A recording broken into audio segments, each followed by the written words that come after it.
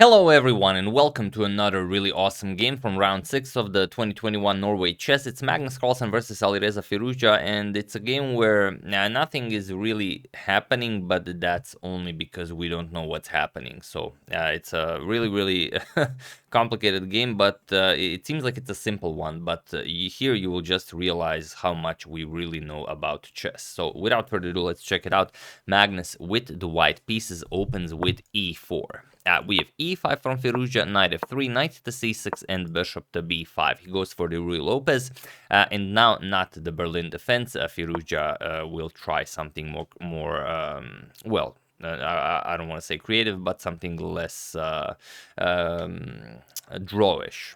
So a6, Morphy's defense, we have bishop to a4, and now knight to f6. We have castles and b5, so just very natural stuff. So bishop back to b3, bishop to c5 now, and a4, attacking the advanced pawn chain. On the queen side, we have rook to b8, and now c3. We have d6 by black, and now d4, striking in the center, bishop to b6, and now a5. So this is a position we've had many times on this channel, and we always mention why it's bad to capture either with the bishop or the knight, but just in case you're new to chess or the channel, I will briefly show it. So you don't want to capture with the bishop because then we have this very nice idea of d captures on e5, d captures, we trade queens, captures, and now we play bishop to d5, and you're either losing the knight or the bishop, so nothing fun is really happening here. Even if you capture the bishop, just pawn captures, you have to lose the knight or the bishop. And on the other hand, if you capture with the knight, then we capture it with the rook captures, bishop captures, and now we have this very nice attack against just the entire black's position. D captures on e5, D captures, we trade queens, queen captures with check, king captures, now knight captures on e5, and now black will either suffer knight captures on f7 with check, or knight to c6 with check, so you're gonna win back material and retain a better position.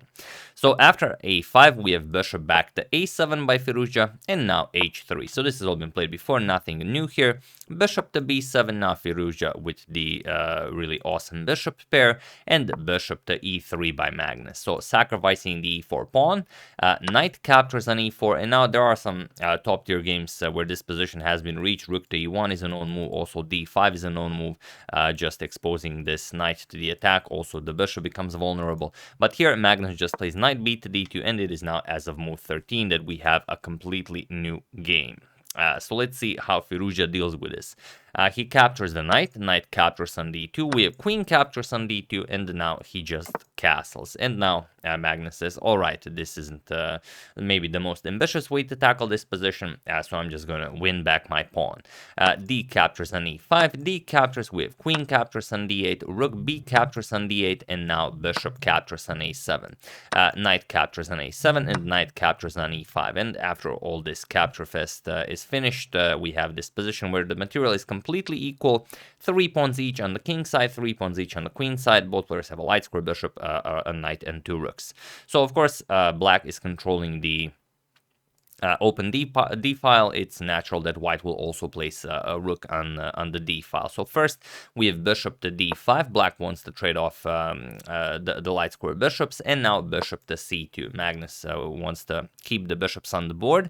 Knight to c6 now, and the knights get traded off. Knight captures, bishop captures, and now rook a to d1. So grabbing the open d file, Firouzja puts the other rook on the open f file, and now Magnus trades with rook captures on d8. We have rook captures on d8, and now we have this completely uninteresting position, or seemingly uninteresting, where both players have equal material. Both players have a light square bishop, a rook, and a king, and now even rook to d1. Magnus offers now a rook trade. We have rook captures and bishop captures. So now even further simplifying the position. So what can be done here? Well, let's put in a few moves and see what happens. King to f8.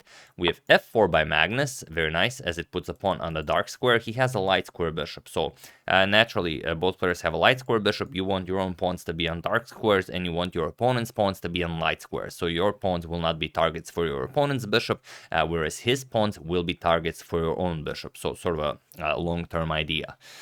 King to e7. We have king to f2, king to d6, and now b4, not allowing king to c5, and now grabbing more space here. As you can see, Magnus placed all of his pawns on dark squares, and he has a light square bishop, so he has that going for him.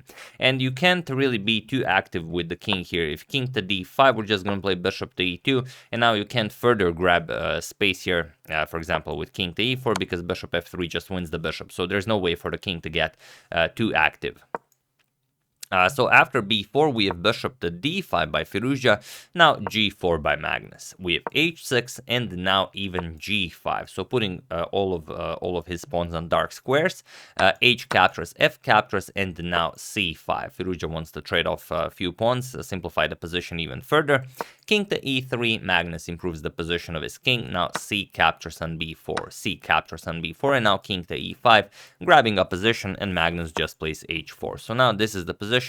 4 pawns each, a bishop each, a king each, but Magnus has all of his pawns on dark squares, whereas Firouzja's pawns are mostly on light squares. So the light square bishop is pretty much useless here. You can never attack the pawns on the dark squares, and Magnus, well, he can, but it's not going to be easy. If this bishop could somehow come to b7 and grab hold of those pawns, so get in the back of the pawn chain, that'd be great, but that's not going to happen. So g6, and what can you do now? We have bishop to g4 by Magnus. We have bishop to e6, offering a trade of bishops. And here, if you trade, it's much better for black, because now black gets pass pawn, and it's going to be really hard to defend this. For example, king f3, king f5. Now if you move the king, we go after these pawns. If you keep the king somewhere here, king to g3, we continue pushing our e pawn, and at some point you're going to sacrifice this pawn to grab hold of these pawns, and then you will have a winning endgame. So instead, after bishop to e6, Magnus goes for a little trick here. He plays h5, now saying, okay, if you capture my bishop, I'm playing h6, and you can't stop my pawn, it's going to queen. So after h5, Firouzja has to play g captures on h5. We have bishop captures, and now king to f5. So Magnus will lose this pawn, but on the other hand, he grabs hold of this diagonal, bishop to f3. Now, if Firouzja goes after the pawn right away, then bishop here, and that's just a game. So after bishop to f3, we have bishop to c8. Firouzja not allowing this, says I'm going to capture this pawn later on. And now king to d4. Magnus sacrifices this pawn to gain some activity with his king. So king captures on g5, and now if you go king to c5, which is I know something that you guys want to do, then black pushes f5, king to b6, f4, and black's pawn is simply too far advanced for a maneuver like bishop to f7, bishop to b7. We can trade and then just continue pushing our pass pawn, so white would not be in time here. To win the game, it would of course be sufficient for a draw. So after king captures on g5, Magnus goes back, king to e5, now asking Firouzja, what do you play here? And it's a really complicated position.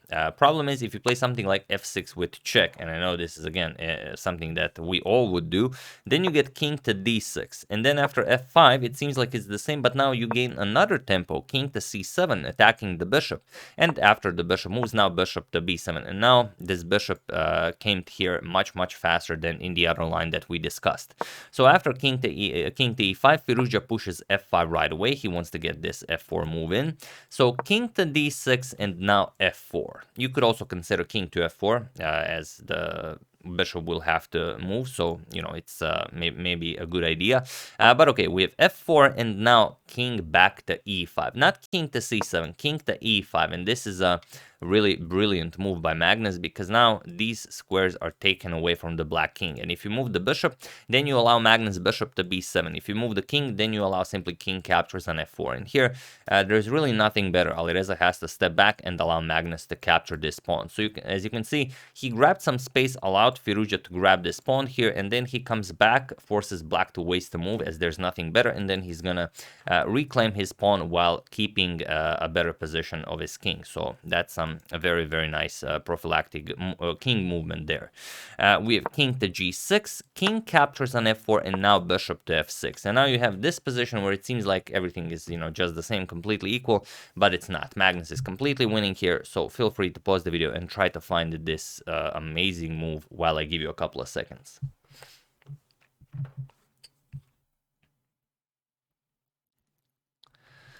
So for those of you who were able to do it, congratulations on spotting this incredible idea. And for those of you who just want to enjoy the show, it's bishop to b7. that of course is not true. I'm only checking if you guys are paying attention. The move is bishop to d5. So congratulations to everyone who found this. And now you can see that we've taken away the e5 and the e6 squares away from the black king, and well, that's a huge deal. The black king cannot go anywhere here, and if you move the bishop from the defense of b7, then bishop b7 wins. We're just gonna gobble up these pawns. So you have to play a move with the king, or you don't. We're going to show what happens if you just move the king. Then you allow king to e5. This is a really important square. King to d7, we're going to play bishop to e6 check. And now, let's say after king to c7, we can just trade here. Captures, captures, king d6. And the black king will not be able to defend his pawns. We're just going to grab the opposition here. King a7, grab the opposition again. And after the king moves, king b6. And now all of these pawns will fall, and we win the endgame very easily. So instead, after bishop to d5, Alireza said, all right, I know this will not work. I have to try with bishop to d7, even though it will cost me the a6 pawn. But it's it's a better try than king to e7. So bishop to b7, and now king to e6. And now I know you guys really want to grab the pawn, but that's not the way to go. If we grab the pawn, then you allow bishop to c6. And now after you try getting the king into the game, because now black is the one controlling these squares with the king and bishop, king e3, king d5. And how are you getting in with the king? King d3, king e5, all of these squares are covered. There's no way for the white king to get anywhere here. And the bishop covers the a8, so you don't really care about the passed a pawn. So after king to e6, Magnus again plays the absolute best. King to e4, there's always time to capture the pawn on a6. King to d6, and now, only now, bishop captures on a6. We have bishop to c6 check, king to d4. Now it's black who has to move the king. So here, or you don't, rather. If king to c7, we just play king to c5, and it's a win. We're going to capture the b5 pawn, that's game. So of course, Alireza has to once again play with the bishop, bishop to e8, but now bishop to b7, controlling a6 and a8. So what can you play here? Bishop to d7. And now the problem is, if Magnus hurries up with a6, then bishop to c6, and it's a draw. You can't push the pawn because bishop captures on b7, and if you trade here, of course, you are nowhere near in time to do anything about this. If a7, king b7, and it's a draw. So after bishop to b7, we have bishop back to f3, and now it's a bit different. Now, if you play bishop to c6, nothing is really happening because you can just trade here, and your pawn is safe on a5. You can gain king to e5, king to c7, and now king to d5. If king to b7, we simply play king to c5, and of course, king to c5, and now if this, we just gain the opposition and then pick up this pawn. That's all there is to it. So after bishop to f3, bishop to c8 by Firouzja, guarding against a6, but now bishop to e2, going after the b5 pawn, bishop to d7 defending, and now bishop to d3. So now we're coming here once the dark light square bishop moves, bishop to c6, and here Magnus played bishop to e4, and it was in this position on move 52 that Alireza Firouzja resigned the game, and Magnus achieved his first victory in the classical time format. So here you resign because if you trade, then of course it's a very easy win, 2 pawns against 1, and well, you will not be able to keep an eye on the b5 pawn. White will easily win it and then win the game. And if you don't capture it, if you just move the bishop anywhere, if you go anywhere along this diagonal, of course we're just going to capture it. So if you move it, just a6, there's no way to defend. King to c7, now a7, and now the b8 and b7 squares are guarded by the pawn and the bishop. The black king cannot approach this, and of course we win the game. If you block, we simply capture, king captures, we bring a queen into the game, it's game over. So like I said, an extremely seemingly simple game that turned complicated, just because it's an endgame. So that's why you guys should always study the endgame, as in the endgame there are so many of these hidden resources that you can use to somehow overcome your opponent when there's seemingly nothing there to be done. So yeah, once again Magnus squeezes water from stone successfully, and this time it was Alireza Firouzja on the receiving end. So first win for Magnus in classical. We'll see what this means for the standings after we check out at least another game from round 6 of the Norway Chess 2021. So yeah, that's the game. Hope you guys enjoyed it. Firouzja most certainly did not. I would like to thank the Beef Isle, Tom Deralo, Happy Birthday Hero Rose, Tom Keaching, and Stephen Shunley for your contribution to my channel. Thank you a lot. I really appreciate it. As usual, you can check 2 of my previous videos here. Thank you all for watching, and I will see you soon, continuing the coverage of this very nice tournament, checking up on your wonderful suggestions, and whatever else happens in the chess world. Thank you all. I will see you soon, and have an excellent rest of your day.